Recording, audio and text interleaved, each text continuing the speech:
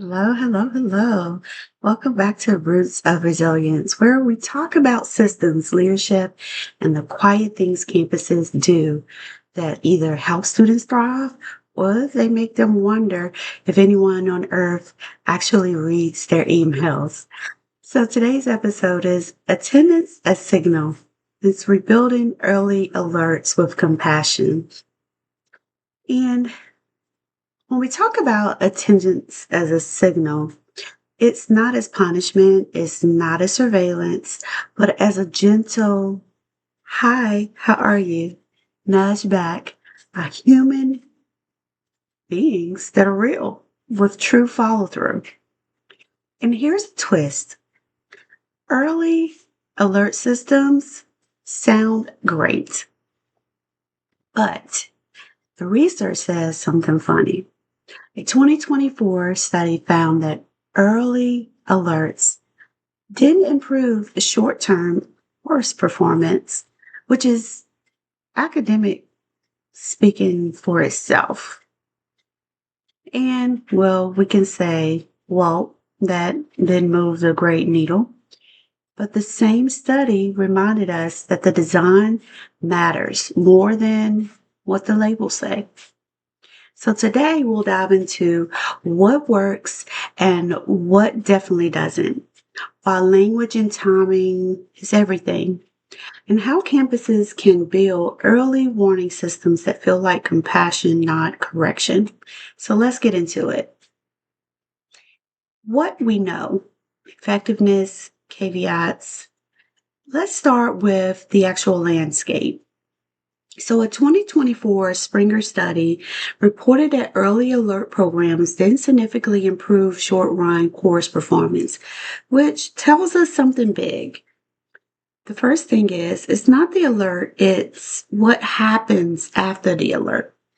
Meanwhile, survival analysis research from JSTOR index studies shows early alert systems can identify high risk students and deliver actionable insights when the system is well structured and not just a data dump. Students themselves aren't anti alert. In fact, research published in the MDPI shows that when these actual alerts are positive, specific, and actionable, students often improve attendance, adjust study habits, and reach out sooner for support. But there's a catch. Students also report that advisors sometimes take too long to follow up, which makes the alert feel like a smoke alarm than no fire department. With actually no fire department. Yeah. So sector-wide reports, including Hanover Research and ERIC Index briefs, tell us early alert systems are basically everywhere now, but effectiveness hinges on governance, timing, staffing, and the actual interventions, not just dashboards. In the other words, software doesn't have students, people do. Next, let's look at language, timing, and human contact because those three factors are really important. Let's talk about tone, timing, and touch points. The three T's that make or break early alerts. The first is language. Students consistently say the same thing, thank you again, and MDPI researchers. Don't scold me, just tell me what to do next. So instead of, you have been identified as at risk, try something like, we've noticed a small dip and we want to support you this week. Same message, entirely different emotional landing. Yeah, because it's all in how we say it. The next is timing.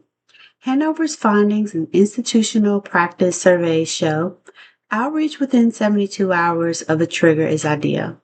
Weekly data pools keep the alerts fresh instead of fossilized. Anything later than that, and students feel like they're being punished for something they're barely remember. Hmm. Let's look at real human contact. Because real human contact is what majority of most people still associate with today as important. Is it truly? Because research shows us that human era was greater than that is of AI, and human interactions came with more emotion, whereas in AI kind of lacks the empathy. So it makes you wonder, right, if real human contact even matters, or is it something we've been conditioned in believing we need in order to survive? So, here with that said, every strong study agrees that humans follow up turns alerts into action.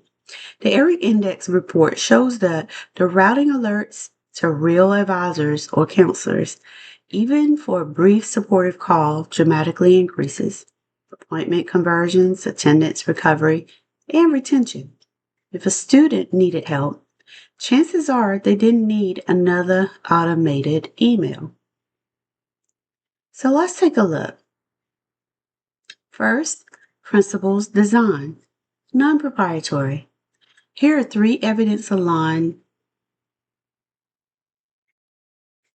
IP free steps any campus can use. First, trigger stack. Combine multiple low risk signals like 2 missed classes in 10 days, LMS inactivity, or early low quiz score. This triggers one supportive nudge plus a scheduled human follow up.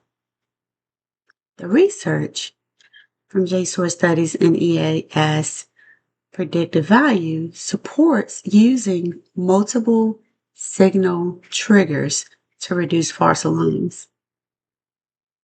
Second is the message pattern. I like to call it the NAP, right? You notice, you affirm, you have action, and then there's that bridge.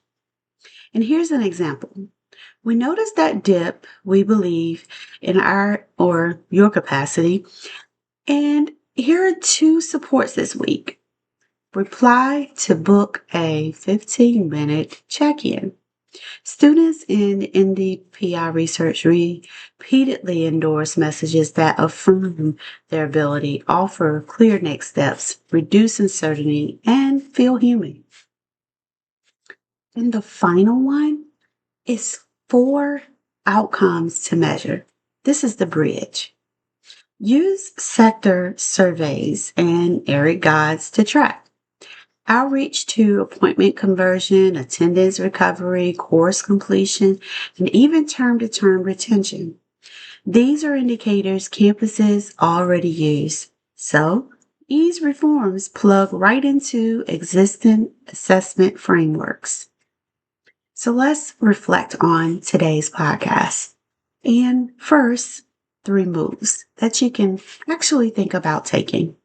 If you want to launch a compassionate early alert redesign next term, here are your first steps. The first one is pilot supportive scripts.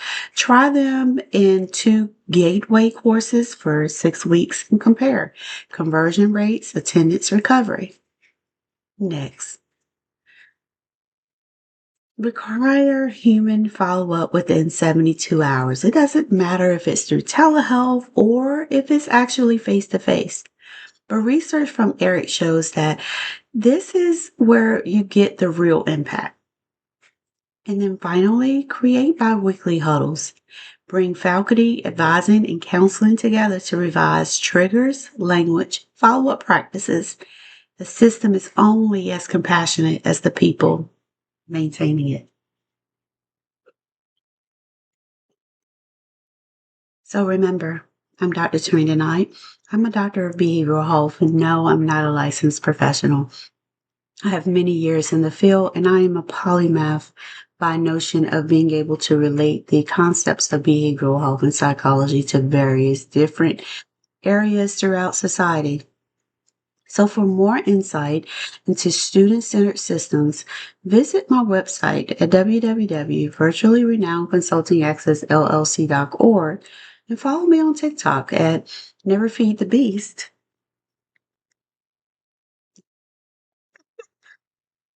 And make sure you join my community, whether it's on LinkedIn, Facebook, or Instagram for weekly practice tips. And when you go to my website, you can definitely find links to all of my social medias.